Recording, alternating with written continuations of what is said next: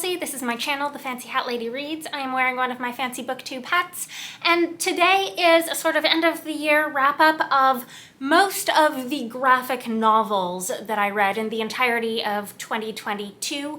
Graphic novels and manga and one sort of mixed visual and text media thing that I am lumping in here. I am able to do this because of how badly I have fallen behind on monthly wrap-ups this year. I have done some like themed wrap-ups, but a lot of things I have just not wrapped up. The one graphic novel that I did read in January that I've already done a wrap-up for was The Hidden Witch, but other than that, this is all of them.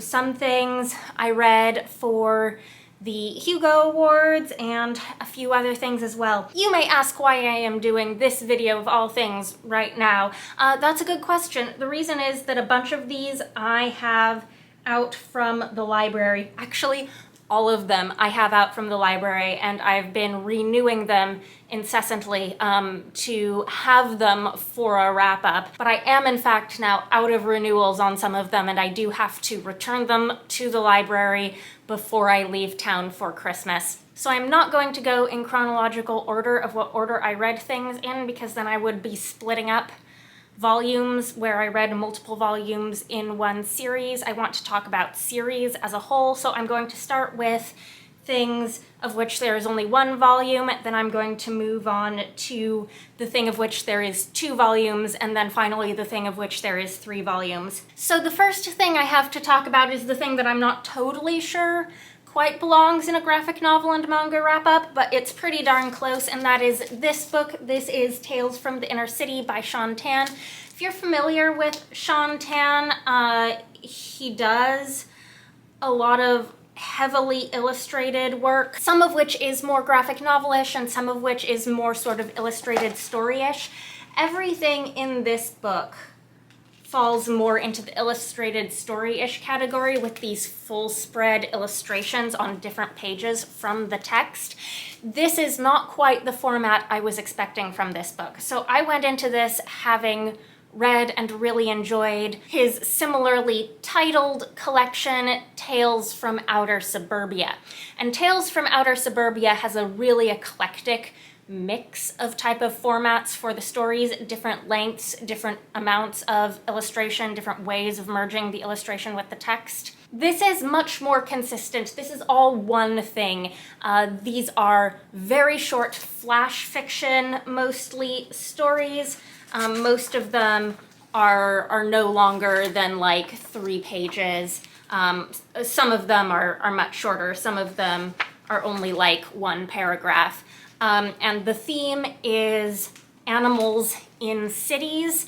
This is a heavily fabulist collection, so like animals in cities in surrealist ways that sort of stretch the imagination. There is a sort of table of contents at the beginning that's just the silhouettes of the animals and the page number, and the stories have no titles. They just start with the silhouette of the animal before you get the text. And I started off for the first few stories of this book feeling just like blown away, like every page was profound, it was moving, it was thoughtful, and then it started to get repetitive. There are a few themes that sort of stand out here that get reused in different ways. There are several stories that sort of deal with the fundamental human misunderstanding and abuse of that primal animal condition. The humans do something to the animals that is deeply, deeply regretful. There are others where the existence of the animals sort of represents the strangeness of life, the spontaneity of it, the beauty of it. I think this would have been a 5-star collection for me if it had been about half as long, if this had been trimmed down to be a little less redundant, because it was about halfway through for me that the fatigue set in. As it is, I gave this 4 stars. The second 1-volume thing I need to talk about is Far Sector by N.K. Jemisin with art by Jamal Campbell. This was this year's Hugo Award winner in the Best Graphic Story category. It was also my pick out of the 2 nominees that I read. Notably, this is my first time reading a DC comic. Also, I think possibly my first time like reading either a DC or Marvel superhero universe comic. And while there are a few things about the sort of greater world building of this that sort of took me by surprise when they probably shouldn't have, or that I didn't quite understand what was going on, for the most part, I felt like this totally stood on its own and was a great introduction. So this is a Green Lantern adjacent story. I've never read or seen anything relating to Green Lanterns before. The protagonist of this book, Sojourner Mulane, is a Green Lantern, and one of the things that I just wasn't quite able to grasp is the sort of discussion of the ways in which her Green Lantern powers are maybe different than other Green Lanterns' powers, because I do not have that frame of reference. It's not really important. What's important is to understand her as a human superhero who has been sent to help keep the peace in a big, enormous space city inhabited by 3 different sentient species, one of which is animal-based, one of which is plant-based, and the third of which is AI-based, who, after their history of bloody warfare that wreaked havoc upon their system, have been able to live seemingly in peace and harmony with the use of a technology that blocks everyone's emotions, that everyone is supposed to be using, emphasis on supposed to. Jo is here with her full human emotions, just in time for a murder that signals the start of greater societal unrest as a protest movement evolves of people who want to be able to experience emotions legally. There is like complicated government politics and deception going on. There are exciting superhero action scenes, but this is also a thematic exploration of the use of force and violence to keep peace in a society. Is violence necessary? Is it possible to create meaningful societal change without it? And who gets to decide, especially when those in power may be corrupt? I loved the color scheme of the art in this. There's a lot of sort of green, blue, purple going on. This is a color scheme I personally really appreciate. I think the art is really dynamic and vibrant and tells a great story. The other sort of notable thing that surprised me reading this, that probably shouldn't have, because I should have gone into a superhero comic with a sort of preconceived notion of what the DC Comics universe is the idea that this is fundamentally a contemporary story, even though it is taking place in a sci-fi civilization far from Earth. We get flashbacks of Jo's childhood and past career life, and like, she was a kid when 9/11 happened. This takes us through some human history that is recognizably ours and recognizably contemporary, but with some of the added superhero world building, and that's something where I am just not quite genre savvy enough in this particular genre to have been expecting that. Anyways, I gave this 4 stars. As I said, this was my pick in the graphic story category for the Hugos, and it did win. The other graphic novel that was nominated for the Hugos that I read because it was nominated was Lore Olympus Volume 1. This is by Rachel Smythe. These are the print editions of a webcomic originally published on Webtoon that I believe is still ongoing. This is really, really long. This similarly has a color scheme that appeals to me aesthetically, but I feel like the art style is nowhere near as sophisticated as what we got in Far Sector, and the webcomic format is not nearly as dynamic in the print volume as something like Far Sector that is obviously written more for that sort of page layout. This is a Greek mythology retelling focusing on the romance between Hades and Persephone, though it's clearly taking a lot of liberties with that story in order to make a much longer story arc happen between them. And it's also bringing in some of the other gods and their relationships and stories and myths as well. The most sort of interesting, obvious, upfront stylistic choice that this makes that I find really interesting is the choice to make the immortal world of Olympus, where most of this takes place, also the underworld when we get there. That's a contemporary setting where the gods all have modern technology, contemporary fashion, all of that.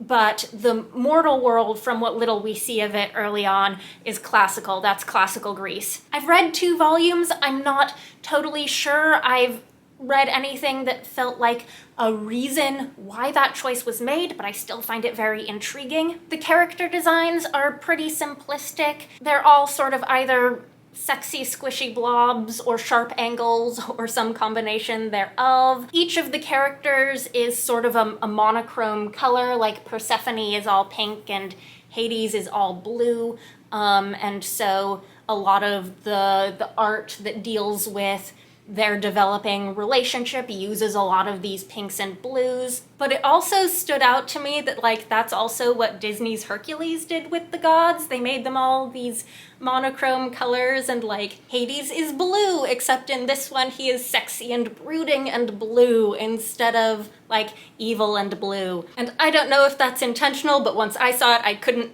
unsee it, and I found it a little weird. In this story, we meet Persephone, who has been raised in the mortal world, very sheltered by her mother Demeter, but who has come to Olympus to live away from her mother for the first time and attend university. At the very beginning, she goes to a party with her roommate Artemis in a borrowed dress that's incredibly skimpy. Hades sees her across the room after being stood up by his own date, and sort of falls head and heels in love with her at first sight. He makes a comment about how she's more beautiful than Aphrodite, which of course makes Aphrodite really mad, and so she, being a vengeful and petty goddess, cooks up a ridiculous plan to drug Persephone and like stick her in the back of his car. The gods in this are all ridiculous and petty and shallow and vengeful in a way that's sort of like, yeah, that's on brand for Greek mythology, that tracks. But anyways, this setup leads to what we're actually here for, which is like a pages long interaction between our 2 leads. And by the time we got there, I was like, ah yes, I see the appeal. These 2 are cute together. That is why I will keep reading. Unfortunately, there were no more interactions between them for the rest of the entire first volume after that scene. So I want to pause and state an opinion that I have personally.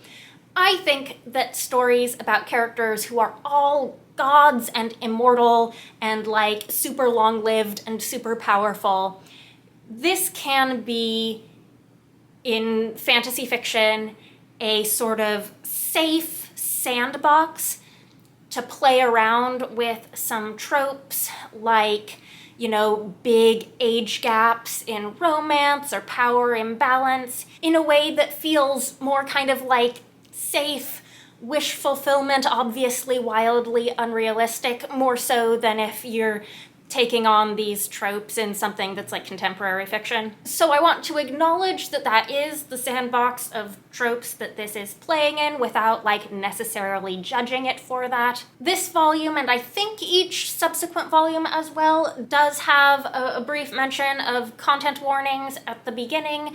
I appreciate that. In this volume particularly, there is a scene of extremely dubious to non-existent sexual consent that happens. It is not her love interest Hades, it is Apollo, which should not be surprising, but I would not want someone to pick this up expecting total like fluffy fun romance and then getting absolutely walloped and surprised unpleasantly by some of the heavier subject matter. Overall though, I sped through this first volume in one sitting and it left me feeling like, oh, I want to read the next volume. So I gave it 3 stars, and I did pick up the second volume from the library when it was released. Another thing I was hoping for, I think, was to see some progression in the art and storytelling style from volume to volume. Web comics that go for a very long time, you often do see some development in the artist/author as the series goes on. I would say that I didn't particularly notice any change in quality from just volume 1 to volume 2, though. This one also sees the plot kind of going in more complicated tangents that I wasn't particularly enjoying. There are more petty schemes of the gods where, for some reason that she hasn't quite revealed, Hera has arranged for Persephone to be Hades' intern in the underworld. I wasn't really enjoying that plotline, and I wasn't feeling excited about where it was going. Also, I lost some of my sympathy for Hades in this volume because we learn more about his relationship with the nymph Minthe, who was the date who stood him up at the beginning of volume 1. And in volume 1, it really seemed like there was not a relationship there, and in this volume it's clear that there really has been a long relationship, and he has been like totally and completely ghosting her since he met Persephone, and also he hasn't told Persephone about any of this, and it made me like him less. This still has the easy bingeable quality of volume 1 though, and the occasional like really cute or emotional moment, so I still gave it 3 stars. I'm sort of questioning that judgment in retrospect, having some time between now and when I read this. Like, maybe it should have been 2 stars, because honestly at this point this series seems like it's not getting where I want it to be going anywhere fast, and I was not thrilled with the types of character development that we got in this one. It's possible the mood will strike me and I'll check out volume 3 from the library at some point and read it and see if volume 3 maybe picks up for me. But at this point, I feel like while I did get entertainment value out of both volumes 1 and 2, I feel no pressing need to continue on with this series. And lastly, I read volumes 1 through 3 of Witch Hat Atelier by Kamome Shirahama. This is a manga series. I have heard such great things about this series from friends. It comes highly recommended. I have already given volume 1 back to the library, so this is only 2 and 3 here. I'm gonna flip through volume 2 to just show you some of the art style here. It's nothing that's like absolutely blowing my mind, but it's incredibly solid, and there's some nice, you know, character and costume designs happening. This is a sort of YA-ish fantasy series about a girl named Coco who lives in a world where magic users are witches, and they are carefully guarding the secret that anyone can learn magic. The general populace at large is supposed to believe that you have to be born a witch in order to do it, but that is not the case. Coco is not born into a witch family, but since a very young age, she has been fascinated with magic. When she was a very young child, a mysterious witch gave her a book of magic spells that she has no idea how to read, until one day when a witch named Master Kifri visits her and her mother's shop, and she spies on him and learns the trick of magic, because magic is performed by drawing spells. Armed with this knowledge, she performs one of the, it turns out, dark forbidden spells in the book she was given when she was a little girl, and accidentally turns her mother to stone. At this point, Master Kifri, instead of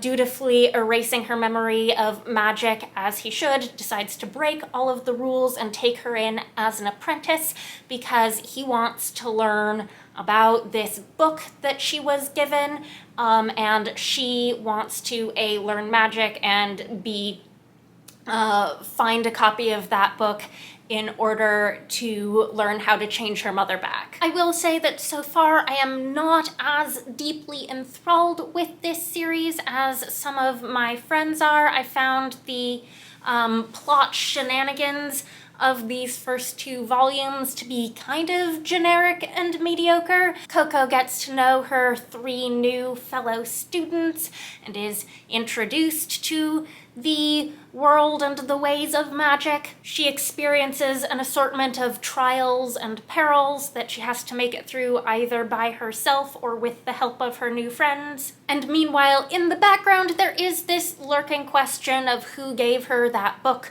of forbidden spells and what their plans may have been and may still be for her. But so far that hasn't really come to anything and is kind of lurking in the background. I would say that I made a mistake in how much time I let pass between picking up each volume. I would recommend, with perfect hindsight, reading volumes 1 through 3 in short succession. Both volumes 1 and 2 end in the sort of very abrupt cliffhangers where it just ends in the middle of some like very high stakes action event. And for both volumes 2 and 3, I picked them up long enough after I had read that cliffhanger that I no longer had any clue what was happening and had to go back and catch myself up. Volume 3 comes to a much more natural conclusion, and so I would recommend reading volumes 1 through 3 more or less together, which I did not do, and I feel like it hampered my reading experience.